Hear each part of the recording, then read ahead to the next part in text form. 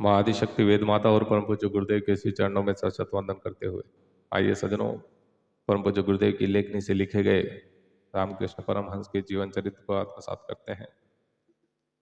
लिखते हैं कि परमहंस देव किसी के कान में मंत्र कहकर उसके गुरु नहीं बनते थे।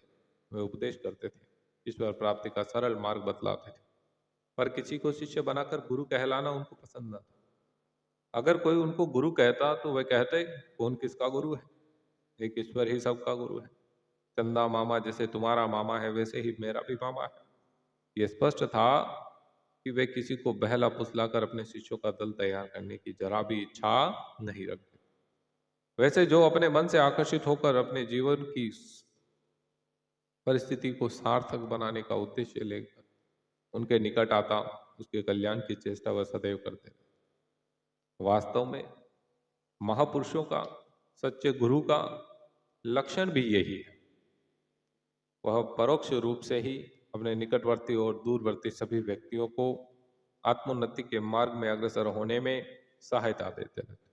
परमहंस देव प्रत्यक्ष में समाज सुधार, देश उद्धार का कोई खास आंदोलन या योजना नहीं करते थे, पर अंतरंग रूप से वे ऐसी शक्तियों को प्रेरित करते रहते थे जिससे प्रभावित होकर अनेक व्यक्ति कार्य क्षेत्र में आ गए। उन्होंने देश या समाज के पुनर्निर्माण में महत्वपूर्ण योगदान दिया। फिर भी जो लोग उनके पीछे पड़े ही रहते थे, उनसे कह देते थे कि माँ काली की जैसी इच्छा होगी वैसा ही हो।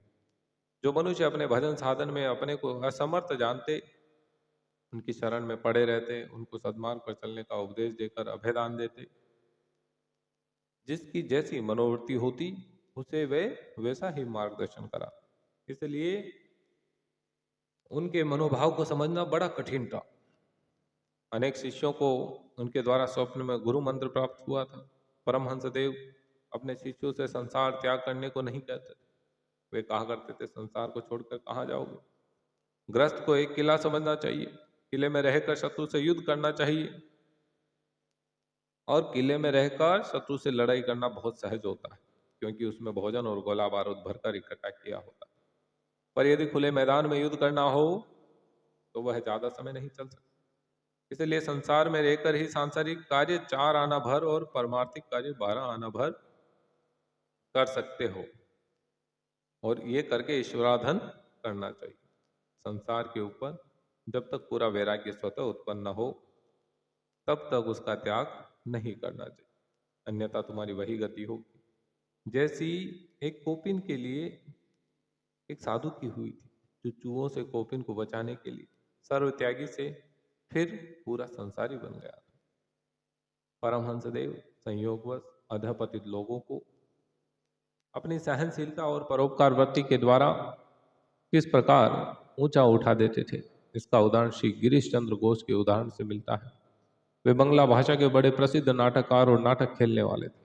आरंभ में वे आध्यात्मिक प्रेरणा की दृष्टि से ब्रह्म समाज में जाया करते, पर एक आध बार वहां के लोगों का ढोंग देखकर धर्म के कट्टर विरोधी बन गए।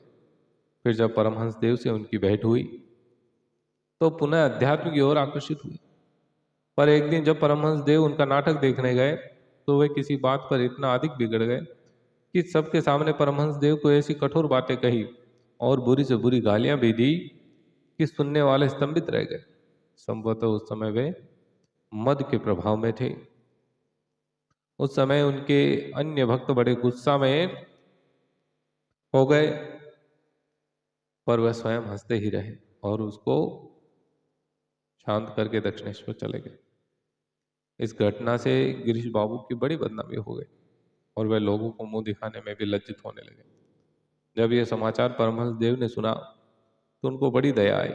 वे स्वयं गिरीश के घर पहुंचे और वहां उसे ऐसे ढंग से उपदेश दिया तथा हरि कीर्तन किया कि उसके मन का समस्त मेल धुल गया। तब से वे अंत समय तक परमहंस देव के सच्चे भक्त और सेवक बने रहे। श्री महेंद्र नाथ गुप्त कलकत्ता में श्री ईश्वर चंद्र विद्यासागर द्वारा स्थापित स्कूल के हेडमास्टर थे। वे विद्वान थे, उनको अपनी विद्या का गर्व भी था। गर्मी की छुट्टियों में वे अपनी बहन के घर गए। एक दिन टहलते हुए दक्षिणेश्वर के बगीचे में पहुंचे। वहां उन्होंने एक बगीचे में परमहंस देव को उपदेश करते देखा। वे भी वहां बैठ गए। उस समय परमहंस देव कह रहे थे, भगवान का नाम स्मरण करते ही जिसे रोमांच या अश्रुपात हो जाए उसे दर्शन मिलने में अधिक विलंब नहीं होता। भगवान की प्राप्ति हो जाने पर संध्या नित्य पूजा पाठ की विशेष आवश्यकता नहीं पड़ती। उस अवस्था में ओमकार का जप करने से ही सर्वसिद्धि होती। महेंद्रनाथ को परमहंस देव का उपदेश बहुत आकर्षक जान पड़ा। सबके चले जाने पर परमहंस देव से मिले। उन्होंने देखा कि यह बिना पढ़ा व्यक्ति जितना ज्ञान रखता है उसका शतांश भी मुझ में नहीं। इससे उनका विद्या का